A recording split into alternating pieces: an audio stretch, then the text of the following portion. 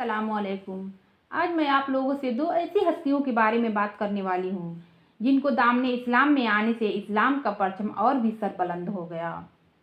اعلان نبوت کے چھٹے سال حضرت حمزہ رضی اللہ تعالیٰ عنہ اور حضرت عمر رضی اللہ تعالیٰ عنہ دو ایسی ہستیاں دامن اسلام میں آ گئیں جن سے اسلام اور مسلمانوں کے جلال اور ان کی عزت اقبال کا پرچم بہت ہی سربلند ہو گیا۔ حضور صلی اللہ علیہ وسلم کے چچاؤں میں حضرت حمزہ کو آپ سے بڑی محبت تھی۔ وہ صرف 2 یا 3 سال حضور صلی اللہ علیہ وسلم سے عمر میں بڑے تھے اور انہوں نے بھی حضرت صوبیہ کا دودھ پیا تھا، اس لیے حضور صلی اللہ علیہ وسلم کے رضاعی بھائی بھی تھے۔ حضرت حمزہ رضی اللہ تعالی عنہ بہت ہی طاقتور اور بہت ہی بہادر تھے اور شکار کے بہت ہی شوقین تھے۔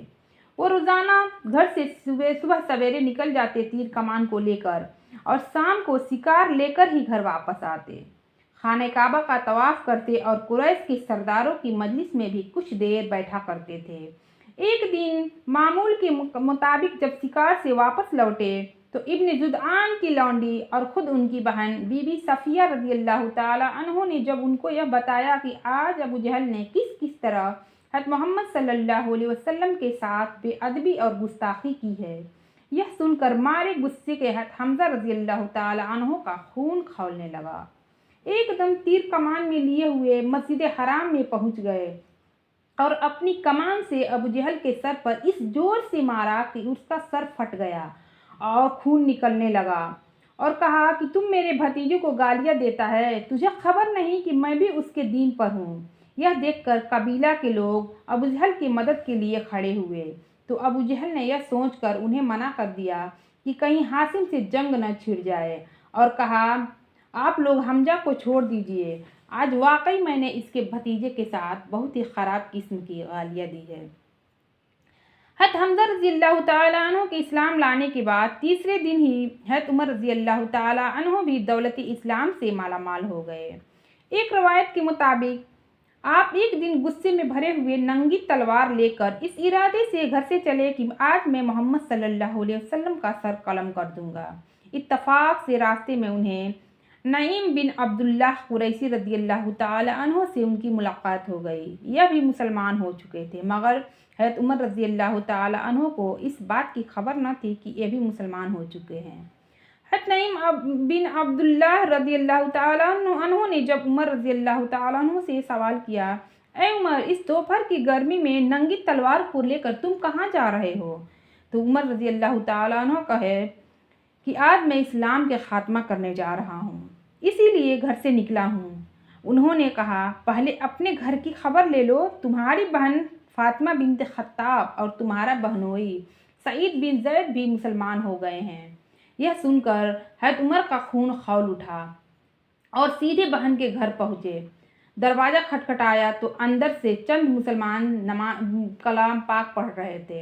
حضرت عمر رضی اللہ تعالی عنہ کی آواز سن کر سب لوگ ڈر گئے اور قرآن کو بند کر دیا۔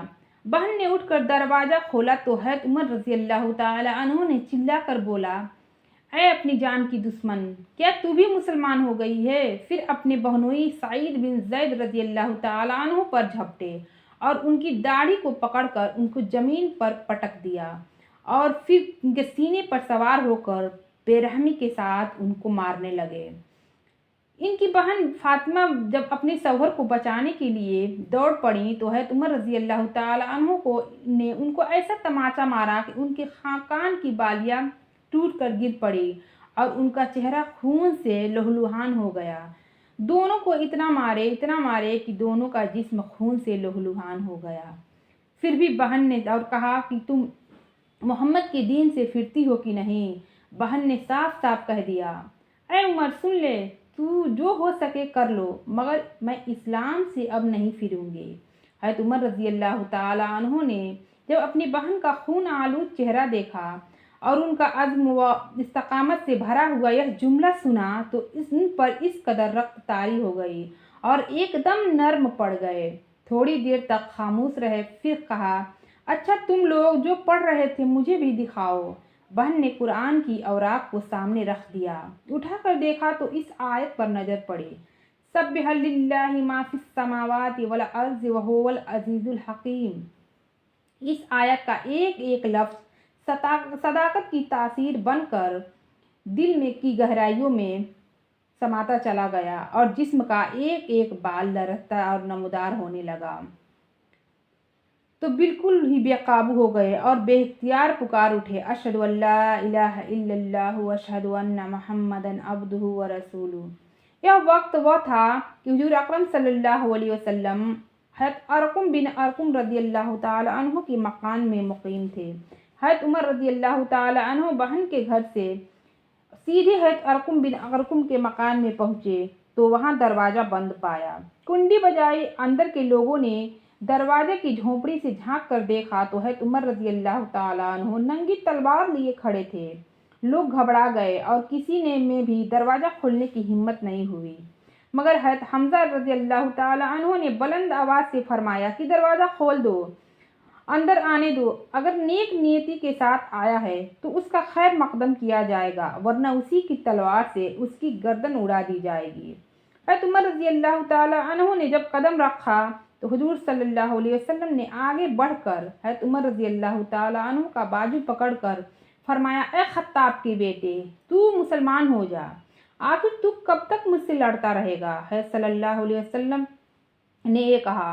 हज़रत उमर रज़ियल्लाहु ताला अन्हु ने बुलंद आवाज़ में कलमा पढ़ा और हुजूर सल्लल्लाहु अलैहि वसल्लम ने मारे खुशी के नारे तकबीर बुलंद फरमाया और तमाम हाजिरीन भी इस जोर से अल्लाहु अकबर का नारा मारा कि मक्का की पहाड़ियाँ भी गूंज उठी।